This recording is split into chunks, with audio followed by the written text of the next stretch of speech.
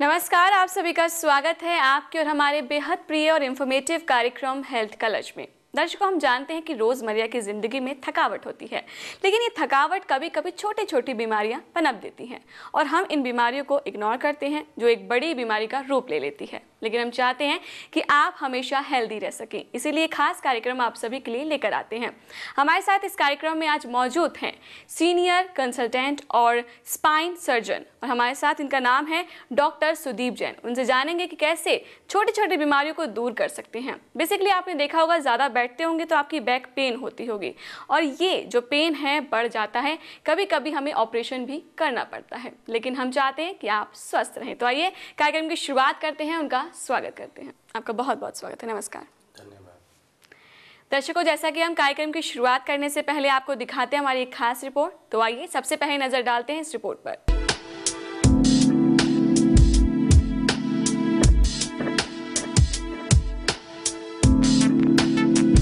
आजकल युवाओं में खास तौर पर कमर दर्द की शिकायत आम हो गई है, जिसकी मुख्य वजह अनियमित दिनचर्या है। अचानक झुकने, वजन उठाने, झटका लगने, गलत तरीके से उठने बैठने और सोने, व्यायाम ना करने, पेट बढ़ने से कमर दर्द हो सकता है।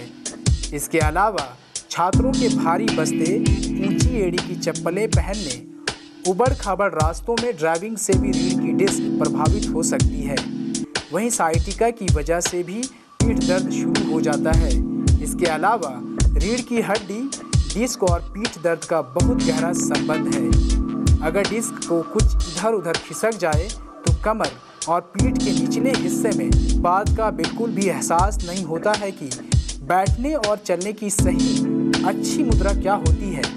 गलत तरीके से बैठने की वजह से इसका असर आपकी रीढ़ की हड्डी को भुगतना पड़ता है और बाद में ये बैक पेन का रूप ले लेती है। आजकल हर ऑफिस में काम करने वाला इंसान बैक पेन, कंधे और गर्दन की दर्द से पीड़ित है। बैक पेन को दूर करने के लिए जहां लोग ऑयल मसाज और दर्द निवारक दवाएं खाते हैं, वहीं कुछ लोग गर्म पानी से सिकाई भी करते हैं, लेकिन इस दर्द से बचने के लिए वो अपना बैठने का तरीका नहीं बदलते। अगर थोड़ी सी सावधानी और व्यायाम कर लिया जाए तो वो अपने सिर पर काम का बोझ होने का बहाना बनाकर छुटकारा पा लेते हैं। ये समस्या जैसे ही शुरू होती है, आपको तुरंत ही इसका उपचार कर लेना चाहिए। ये बीमारी पहले तो ज़्यादातर बूढ़े लोगों को ही होती थी, लेकिन आज तो ये 20-21 साल के युवाओं को भी होने लगी है। अपने आहार में विटामिन डी, सी, कैल्शियम और फास्फोरस शामिल करें और धूम्रपान से बचें। तो अभी रिपोर्ट देख ली, आइए अब टॉपिक पर बात करते हैं। डॉक्टर साहब, बहुत सी ऐसी बीमारी है, बहुत सी ऐसी डिजीज़ हैं जो हम समझ नहीं पाते हैं, नज़रअंदाज कर देते हैं। अक्सर हम जब बैठे होते हैं या ज़्यादा बैठते हैं, या हमारा ऐसा काम होता है कि हमें ज़्यादा बैठना पड़ता है, तो अक्सर हम देखते हैं कि हमारी बैक पर पेन हो रहा है। तो ये पेन क्या कभी कभी ऐसा होता है क्रॉनिक रूप ले सकता है? हाँ जी, अक्सर इस दर्द की शुरुआत एक पोस्चरल लो बैक पेन की तरह होती है।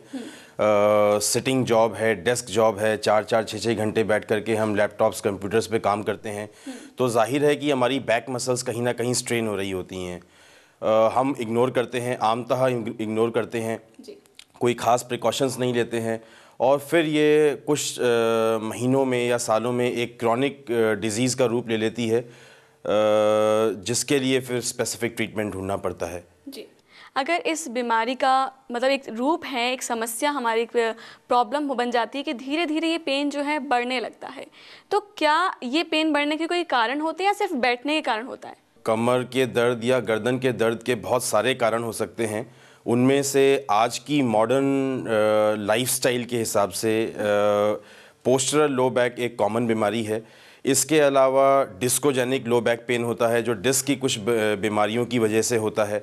इसके अलावा कमर की रीढ़ की हड्डी की कमज़ोरी की वजह से या जोड़ों में गैप आने की वजह से, जोड़ों की हड्डियां बढ़ने की वजह से, मांसपेशियों के कमज़ोर होने की वजह से, और इसके अलावा कमर की रीढ़ की हड्डी के और सपोर्टिंग स्ट्रक्चर्स, लिगामेंट्स वगैरह होते हैं, उनमें कोई इंजरी होने की वजह से, कोई चोट आने की वजह से या ओवरलोडिंग होने की वजह से, मेहनत कश आदमी है, भारी वज़न वाला काम रहता है, झुक के भारी वज़न उठाना पड़ता है, बहुत सारी वजह हो सकती हैं, लेकिन कहीं ना कहीं ज़्यादातर केसेस में हमारी डिफेक्टिव लाइफस्टाइल का एक महत्वपूर्ण रोल होता है। जी डॉक्टर साहब, अक्सर हम देखते हैं कि जब भी हम कुछ ऐसा काम करते हैं, लेडीज़ जो घर में अक्सर ज़्यादा काम करती हैं तो उनको ज़्यादा पेन होता है, या फिर ऐसा नहीं कि मेल को भी हो सकता है, फीमेल, ऐसा कुछ है, रेशियो कुछ अप एंड डाउन है ऐसा?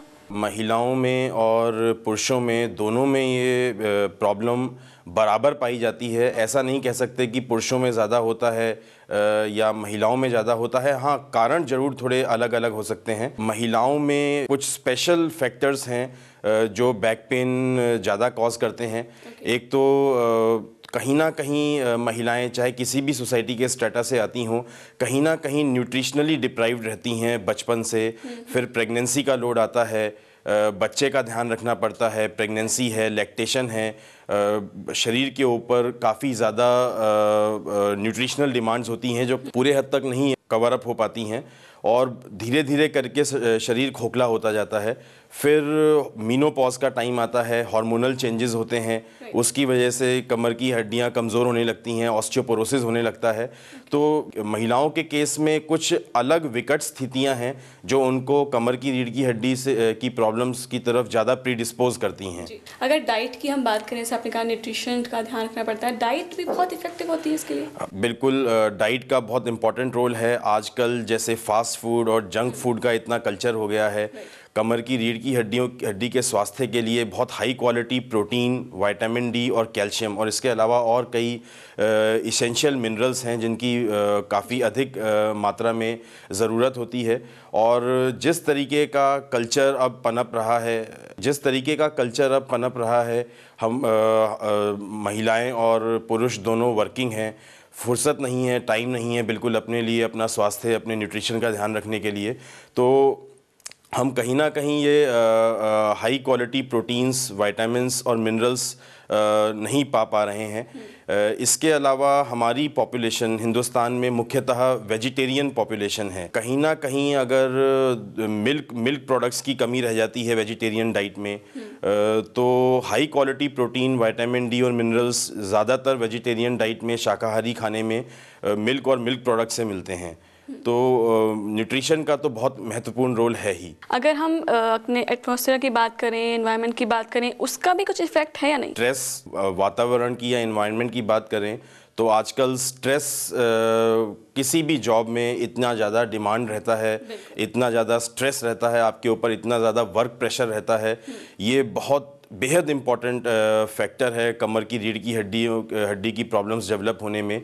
स्ट्रेसफुल लाइफस्टाइल और lack of physical activity, lack of exercise, हमें बिल्कुल फुर्सत ही नहीं है, अपने लिए टाइम ही नहीं निकाल पाते हैं। कोई सैर करना, मॉर्निंग वॉक, जॉगिंग, हम सोच ही नहीं पाते हैं, हमें इतना फुर्सत ही नहीं मिलती है। और कहीं ना कहीं हमारी मांसपेशियां लूज़ होती जाती हैं, लैक्स होती जाती हैं, हड्डियां कमज़ोर होती जाती हैं, जोड़ कमज़ोर होते जाते हैं।